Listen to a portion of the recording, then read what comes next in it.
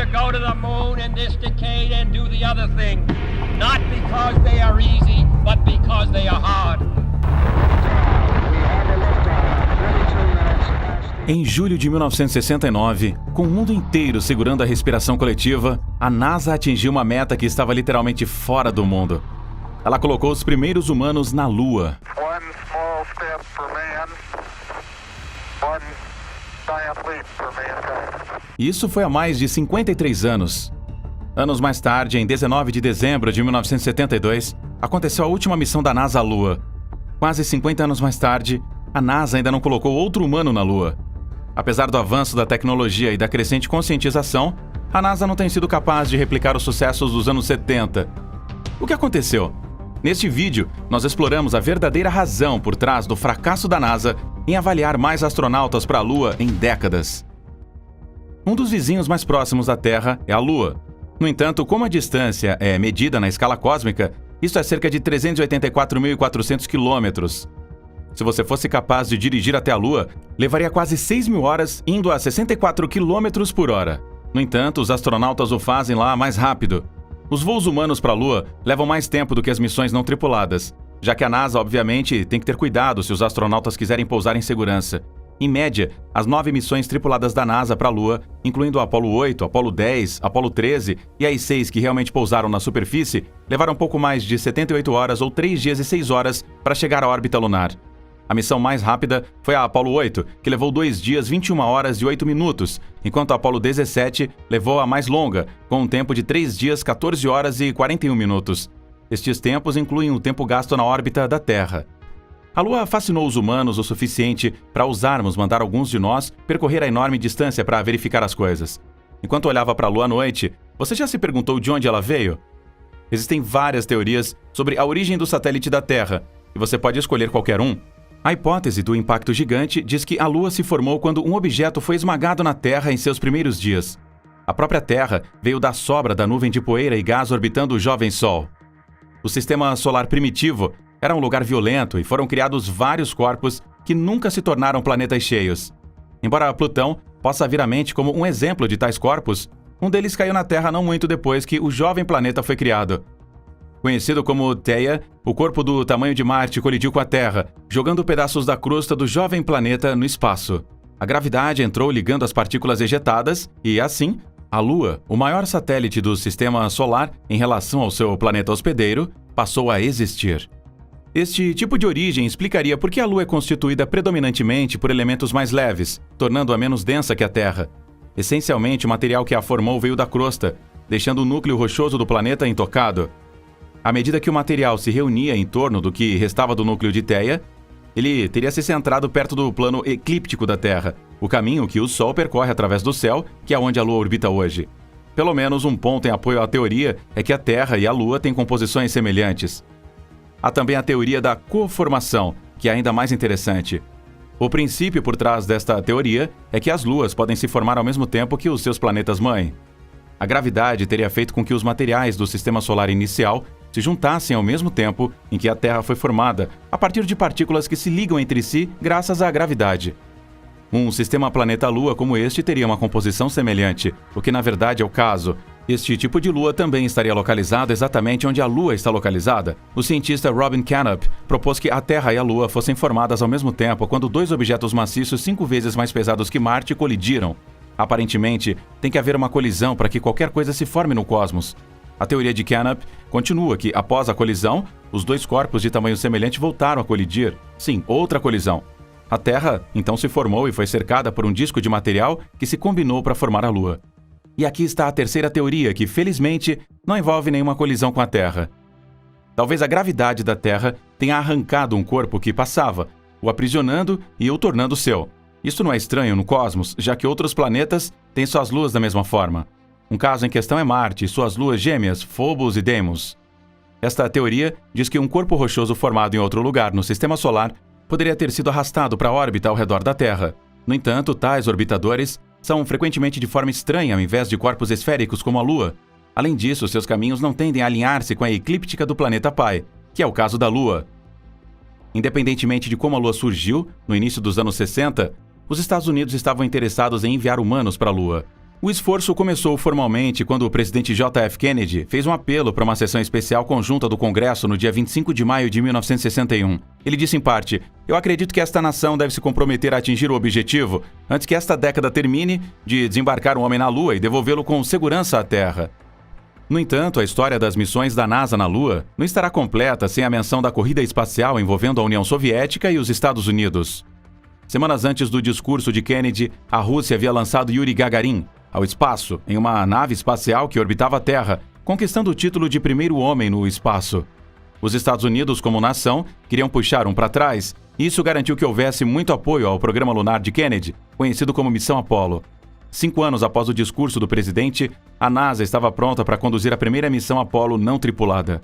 Entretanto, quando a agência espacial tentou lançar uma missão tripulada a partir do Centro Espacial Kennedy, no Cabo Canaveral, na Flórida, a tragédia aconteceu. O incêndio deflagrou e matou 3 astronautas. Mas esse contratempo não deteria uma nação determinada. 18 meses depois, a Apollo 7, a primeira missão tripulada, orbitou com sucesso a Terra e testou a maioria dos sofisticados sistemas que levariam os astronautas até a Lua. Enquanto muitas pessoas se lembram exatamente da missão Apollo, que aterrissou astronautas na Lua pela primeira vez, a NASA realmente lançou uma missão tripulada que levou astronautas para o outro lado da Lua em março de 69, mas não houve nenhuma aterrissagem envolvida. Esta foi a missão da Apollo 8. Em maio do mesmo ano, a NASA enviou 3 astronautas na Apollo 10 para orbitar a Lua como uma corrida seca para o grande evento que viria 2 meses depois. Na manhã de 16 de julho de 1969, com o mundo inteiro assistindo, a missão Apollo 11 decolou do Centro Espacial Kennedy. A bordo estavam 2 astronautas que alcançariam fama global, Buzz Aldrin e Neil Armstrong, o comandante da missão. No entanto, havia outro astronauta cujo nome não ficou tão famoso, Michael Collins, de 39 anos. Após uma jornada de 76 horas, a Apollo 11 chegou à órbita lunar em 19 de julho. No dia seguinte, às 13 horas e 46 minutos, o módulo lunar Eagle, tripulado por Armstrong e Aldrin, separou-se do módulo de comando, onde Collins permaneceu. Ele não andaria na Lua, mas 2 horas depois, Eagle começou a sua descida para a superfície da Lua. Às 16 horas e 17 minutos, o módulo tocou a borda sudoeste do Mar da Tranquilidade. Armstrong imediatamente transmitiu por rádio para o controle de missão em Houston, Texas, uma das mensagens mais famosas já recebidas: a Águia aterrissou. Às 22 horas e 39 minutos, 5 horas antes do horário original, Armstrong abriu a escotilha do módulo lunar. Enquanto ele descia a escada do módulo, uma câmera de televisão acoplada à embarcação registrou o seu progresso e transportou o sinal de volta à Terra, onde centenas de milhões assistiram com grande antecipação. Às 22 horas e 56 minutos, quando Armstrong saiu da escada e colocou seu pé na superfície da Lua, ele falou uma das citações mais famosas: "Isto é um pequeno passo para um homem e um salto gigantesco para a humanidade." Aldrin juntou-se a ele na superfície da Lua 19 minutos depois e juntos tiraram fotos do terreno da Lua e fixaram uma bandeira americana. Isto foi seguido por alguns testes científicos simples e um telefonema presidencial com o presidente Richard Nixon. À 1h11 do dia 21 de julho, ambos os astronautas haviam retornado e fechado a escotilha. Os 2 homens dormiram à noite na Lua antes de voltarem para o módulo de comando da Eagle.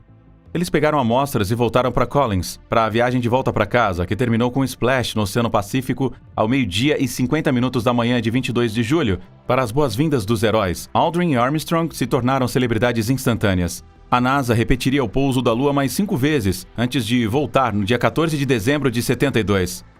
No total, a NASA aterrissou uma dúzia de pessoas no satélite da Terra. Os últimos humanos a caminhar na Lua foram Harrison Smith e Eugene Cernan, da missão Apollo 17.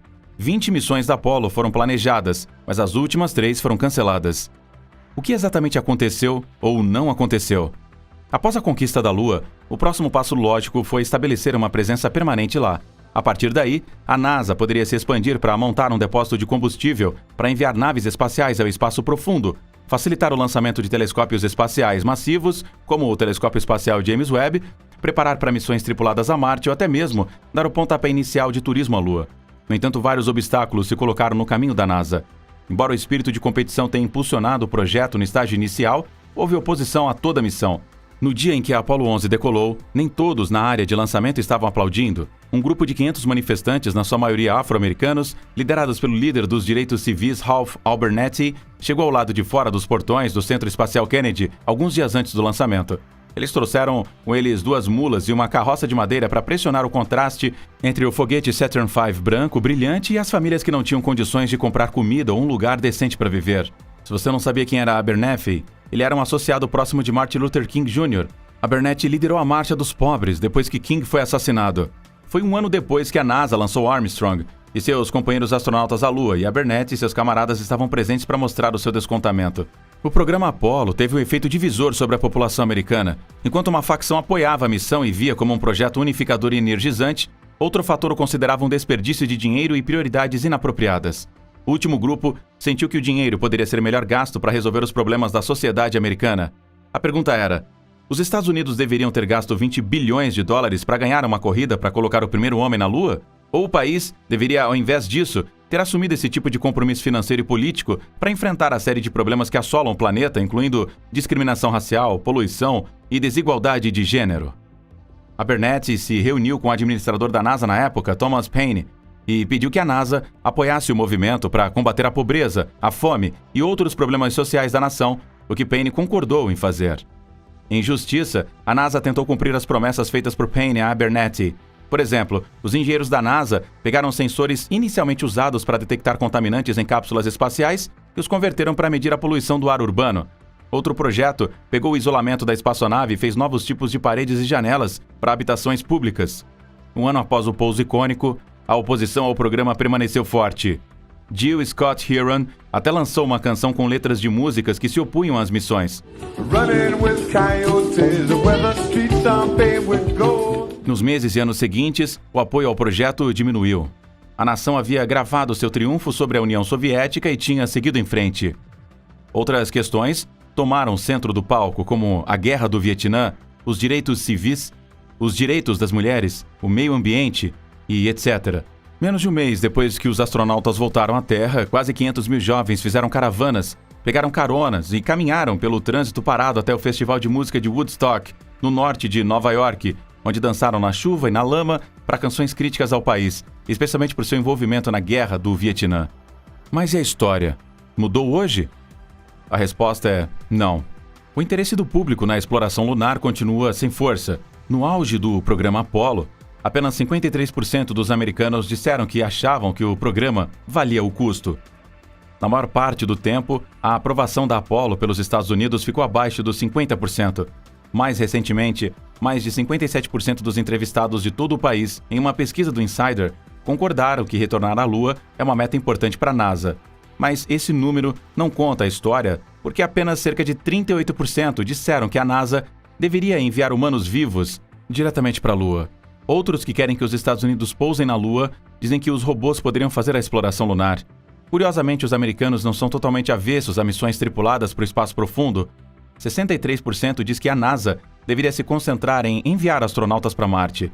Isso significa que Elon Musk pode não ter problemas em encontrar colonizadores voluntários para sua ambição em Marte. Entretanto, 91% acha que a NASA deveria se concentrar em procurar asteroides ameaçadores no céu. Outro enorme problema que a NASA enfrentou foi o financiamento. As missões espaciais, especialmente quando tripuladas, são extremamente caras. Você simplesmente não pode correr riscos com a vida humana. Isso complica seriamente as missões. Veja, por exemplo, o orçamento da NASA para todo o ano de 2022, o Congresso alocou 24 bilhões de dólares, o que soa como muito dinheiro. Entretanto, quando você considera todos os programas executados pela NASA, é óbvio que não há o suficiente para enviar pessoas para a Lua.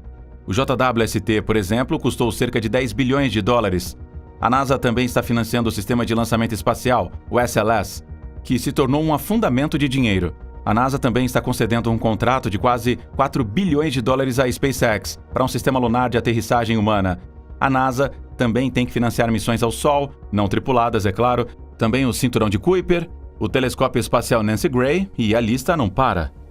Em comparação, os militares americanos receberam 777 bilhões de dólares. O fato é que o orçamento da NASA tem encolhido ao longo das décadas. Atingiu um pico de 4% do orçamento federal em 1965, mas tem permanecido bem abaixo de 1% por décadas. O presidente Trump chamou por um retorno à Lua e mais tarde uma visita orbital a Marte. The directive I'm signing today will refocus America's space program on human exploration and discovery. Mas dados os custos do balão e também os atrasos no lançamento relacionados ao programa de foguete SLS da NASA, ficou claro que não haveria fundos suficientes para chegar a nenhum dos dois destinos. E se os Estados Unidos financiassem as missões Apollo hoje? Quanto custaria essas missões? Uns bons 120 bilhões de dólares. Mas há mais uma. O relatório de 2005 da NASA estimou que voltar à Lua custaria cerca de 104 bilhões de dólares, o que, graças à inflação, seria mais de 133 bilhões de dólares hoje. Isso nos leva a outra questão com o retorno à Lua: política. Como o presidente e a administração mudaram, também mudou o foco do governo federal. Voltando a Trump, se seus planos estivessem funcionando, a NASA teria voltado à Lua no final do seu segundo mandato. Mas é claro, não foi reeleito. A preparação para uma missão tripulada em um lugar como a Lua leva a um período de tempo que excede os dois termos teóricos de um presidente em exercício. Mas os novos presidentes e legisladores muitas vezes eliminam as prioridades de exploração do espaço do líder anterior. Em 2004, por exemplo, a administração Bush encarregou a NASA de encontrar uma maneira de substituir o ônibus espacial, que estava programado para se aposentar, além de retornar à Lua. A NASA elaborou o programa Constellation para enviar astronautas à Lua usando um foguete chamado Ares e uma nave espacial chamada Orion. A NASA gastou 9 bilhões de dólares durante 5 anos projetando, construindo e testando hardware para aquele programa de voo espacial humano. Mas o que aconteceu?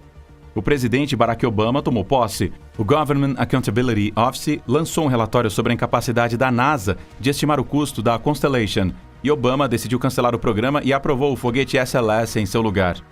Embora o sucessor de Obama não tenha sucumbido ao SLS, Trump mudou o objetivo de Obama de lançar astronautas para um asteroide, mudando as prioridades de volta para as missões da Lua e Marte. Onde essas mudanças tão frequentes deixam a NASA? Estas caras trocas de prioridades levaram ao cancelamento após cancelamento, uma perda de cerca de 20 bilhões de dólares e anos de perda de tempo e impulso. Mas então, há outro obstáculo que o retorno da NASA à Lua enfrenta, além do apoio público, financiamento e política. Ir para a Lua é incrivelmente difícil. A Lua pode parecer atraente no céu noturno, mas é uma armadilha mortal para qualquer um que se atreva a se aventurar por lá. Você pode ver fotos dos astronautas da Apollo sorrindo e acenando para a câmera. No entanto, eles chegaram perto da morte mais vezes do que podiam contar. Na verdade, o presidente Nixon tinha um discurso preparado para o evento da morte dos astronautas. The men who went to the moon to explore in peace will stay on the moon to rest in peace. Você sabia que a NASA sentia que o maior risco de morte de Armstrong e Aldrin era de não serem capazes de lançar quando saíam da Lua para voltar a Collins? Na verdade, a agência se preparou para tal possibilidade, e foi mais doloroso do que você possa imaginar. Se eles não tivessem conseguido lançar, Armstrong e Aldrin teriam sido abandonados na Lua. O controle da missão teria fechado a comunicação, o eufemismo para o abandono, e os dois homens teriam então duas opções: ou morrer de fome ou cometer suicídio. O presidente Nixon teria então tido que ler o discurso da tragédia. O discurso diz em parte: o destino ordenou que os homens que foram à Lua para explorar em paz permanecerão na Lua para descansar em paz. Estes homens corajosos, Neil Armstrong e Edwin Aldrin, sabem que não há esperança para sua recuperação, mas eles também sabem que há esperança para a humanidade em seu sacrifício. Estes dois homens estão colocando suas vidas no objetivo mais nobre da humanidade, a busca da verdade e da compreensão. Eles serão lamentados por suas famílias e amigos. Eles serão lamentados por sua nação. Eles serão lamentados pelo povo do mundo. Eles serão lamentados por uma mãe terra que ousou enviar 2 de seus filhos para o desconhecido. Felizmente, o discurso tornou-se público apenas décadas depois, mas considere o que a NASA levou para aterrissar Armstrong e Aldrin na Lua. A superfície da Lua está coberta de crateras e rochas, tornando a aterrissagem muito arriscada. Antes do pouso de 1969, a NASA gastou bilhões de dólares desenvolvendo, lançando e entregando satélites na Lua para mapear sua superfície e ajudar os planejadores da missão a procurar possíveis locais de pouso da Apollo. Imagine como teria sido desastroso se o módulo lunar Apollo tivesse aterrissado em solo muito macio e profundo. Entretanto, aterrissar o módulo lunar é a metade do problema. Mesmo antes de pousar, os astronautas e a NASA de volta à Terra têm que lidar com uma ameaça: regolito ou pó lunar. Se você não tem que lidar com regolito todos os dias, você não sabe a sorte que tem. A Lua está coberta por esta fina camada superior de poeira lunar, em forma de talco, que é de vários centímetros de profundidade em algumas regiões. Ela tem sido carregada eletrostaticamente através da interação com o vento solar por bilhões de anos. Lembre-se, a Lua não tem uma atmosfera protetora. O regolito é muito abrasivo e pegajoso. Ele entra em tudo, sujando trajes espaciais, veículos e sistemas muito rapidamente. Quando os astronautas se movimentam, eles levantam nuvens de regolito. Quando eles andam de bug, por exemplo, eles chutam mais regolitos ainda para o ar. Projetar e testar sistemas que possam suportar o regolito da Lua é caro e tecnologicamente intensivo. Apenas projetar trajes espaciais que possam suportar os rigores do regolito e outros perigos está custando à NASA bilhões de dólares e anos de pesquisa. Até a luz do Sol tentará matá-lo na Lua. Há um período de 14 dias de luz solar e sem atmosfera.